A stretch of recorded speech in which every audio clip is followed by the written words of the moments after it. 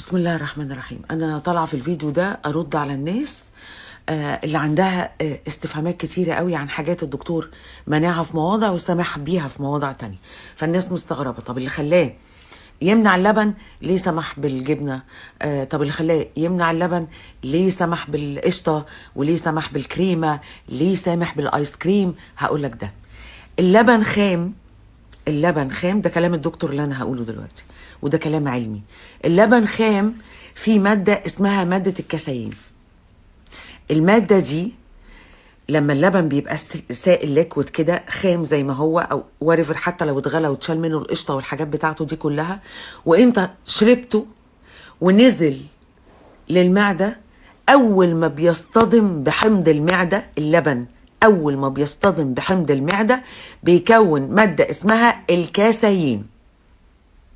المادة دي كانوا بيستخدموها زمان في صناعة البلاستيك، الزراير البلاستيك الصغيرة دي عبارة عن بلورات صغيرة قوي قوي بتبقى جوه اللبن. البلورات الصغيرة دي لما بتنزل تصطدم بحمض المعدة بتتحول لمادة بلاستيكية. في البداية انت بتحس ان الله كوباية لبن حلوة قوي راوتني، بس الحقيقة انها بتغلف المعدة كلها بحاجة زي بلاستيك الرقيق والخفيف. بتسبب قرح المعدة، بتسبب زغولة، بتسبب حموضة، بتسبب عسر هضم. فالراجل منع اللبن ليكويد بسبب المادة دي. طيب اللي خلاه يمنعها كده ليه دخلها في الجبن؟ الجبن الصفراء كلها بتعدي بمراحل تصنيع بتخلي مادة الكسيين دي مش موجودة.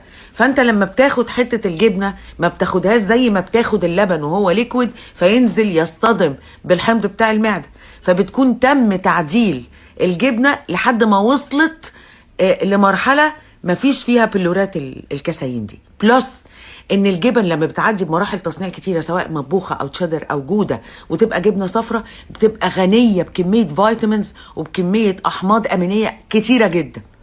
وده كلام الدكتور، يعني الراجل درس قبل ما يطلع يقول الكلام ده، هو درسه. تمام، يبقى احنا عرفنا ان اللبن ليكويد في ماده اسمها ماده الكسيين. الماده دي لما بتصطدم بحمض المعده بتسبب حاجه كده جوه المعده زي البلاستيك،